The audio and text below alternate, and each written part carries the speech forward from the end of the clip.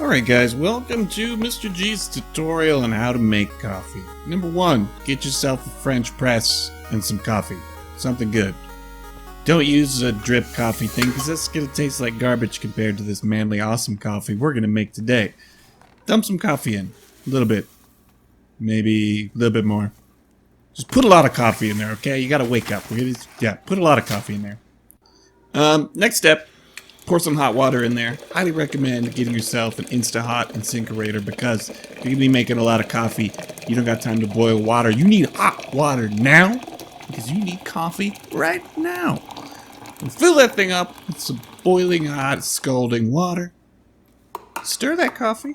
Yeah, if it's soupy, it means you put enough grounds in there. There you go. Then you wait a little bit. Give it a minute or two. Really absorb all that caffeine, and then you press that thing.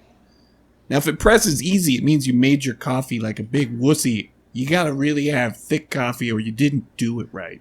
There you go. There you go. Get it. Go. Just, yeah. And then you pour yourself some coffee, and you drink that coffee, and then you go upstairs and you make YouTube videos, because that's what I do on this channel for you guys.